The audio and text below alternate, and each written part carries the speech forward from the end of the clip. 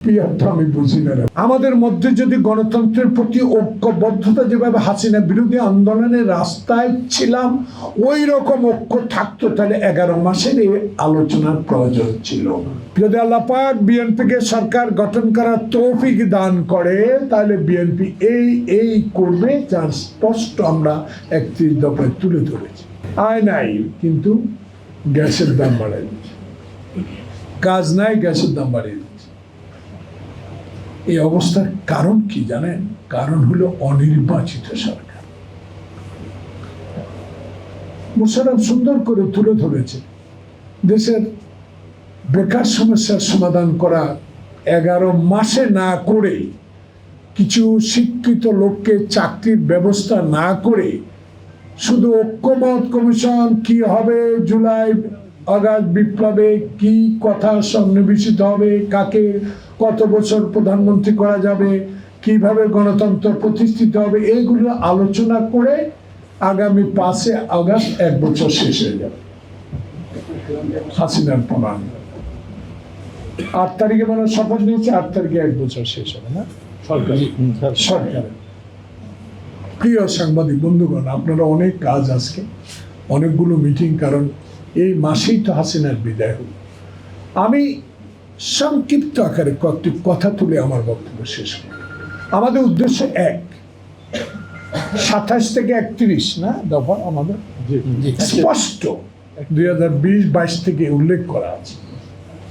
প্রশিক্ষণ বিষয় সম্পাদক আমার চেয়ে ভালো বুঝবেন যে বিষয়গুলো ইচ্ছা করলে, উপায় থাকলে, আমরা ঐক্য থাকলে, আমাদের মধ্যে যদি গণতন্ত্রের প্রতি ঐক্যবদ্ধতা যেভাবে হাসিনা বিরোধী আন্দোলনের রাস্তায় ছিলাম ওই রকম ঐক্য থাকতো, তাহলে 11 মাসের এই আলোচনার প্রয়োজন ছিল। প্রত্যেকটা দফায় দফায় উল্লেখ আছে কি হবে, কি করবে।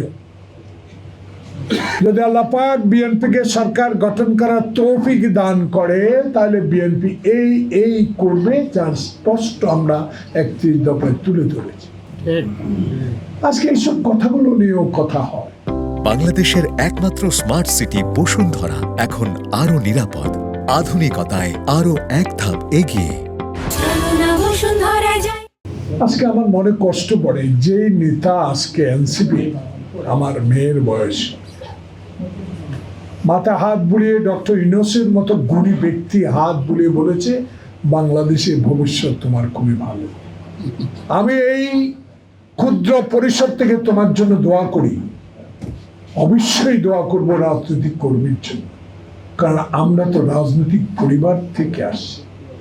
আমাদের নেতা শহীদ জিয়া দেশের স্বাধীনতা ঘোষণা করেছে, সেই নেত্রী এরশাদ বিরোধী আন্দোলনে বাংলাদেশে গণতন্ত্র প্রতিষ্ঠার সংগ্রামী নিজকে নিয়োজিত করে।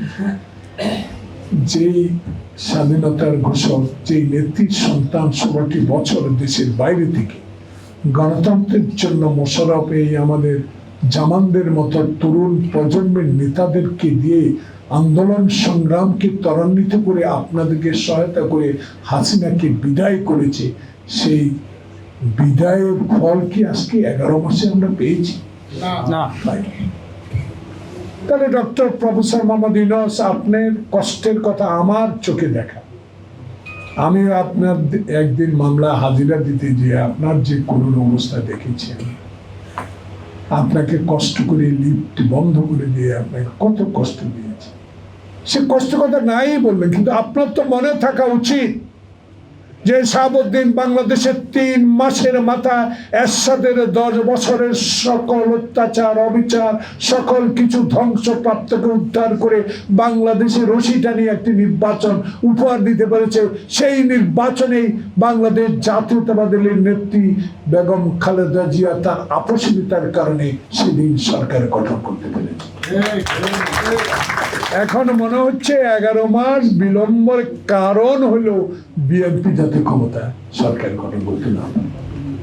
এটি এখন জনগণের পাড়ায়, মহল্লায়, চা দোকানে, গ্রামে গঞ্জে সকল একটি কথা, যে আপনি তো কারো পক্ষের লোক না, আপনি তো সকল আন্দোলনরত লোকের মানুষ। যে মানুষটিকে আমরা সমর্থন দিয়েছি, যে মানুষটিকে আমরা সম্মান দেখিয়েছি, যে মানুষটিকে এমন জায়গায় বসিয়েছি, সেই জায়গায় যেন একটি নির্বাচন উপহার দেওয়া যায়।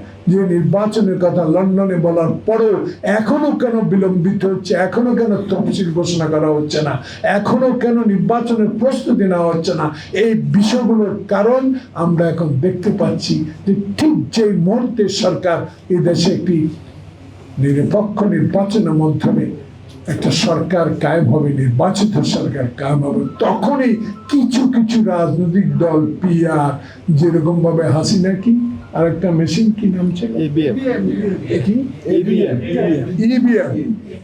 এখন আবার কি পিআর, আমার গ্রামে গেছি আর পিআর জিজ্ঞাসা, আমি পিআর তো আমি বুঝি না রে ভাই, আমার এতটুকু লেখাপড়াও নাই, আমি বুঝিও না এটা, তবে দুই একটা দেশে দেখেছি এত সফলতা অর্জন করতে পারে।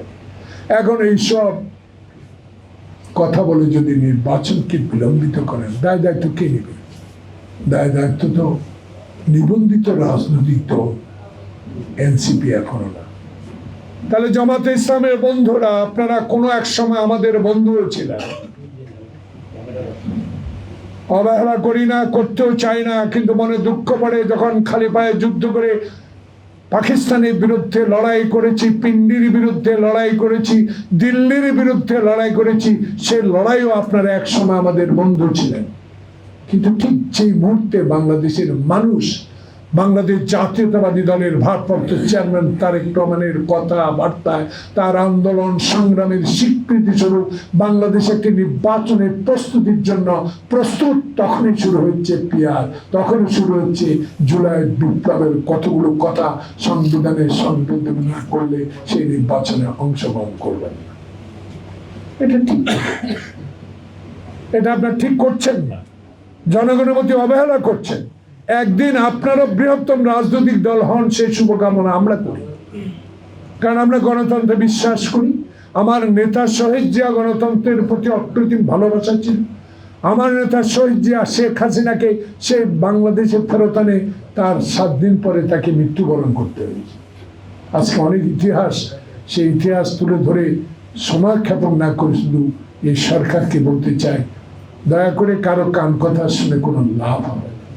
বাংলাদেশের মানুষ সব বুঝে, বাংলাদেশের মানুষ আপনাকে সম্মানও করে, বাংলাদেশের মানুষ আপনার অনুভূতি বুঝার চেষ্টাও করে, কিন্তু সে চেষ্টায় বাধা কারা দিচ্ছে তাও জানে। সেদিকে লক্ষ্য না রেখে অনুগ্রহ করে নির্বাচন দিনক্ষণ ঘোষণা করি, দেশে অস্থিতিশীল আর বাড়াবেন না।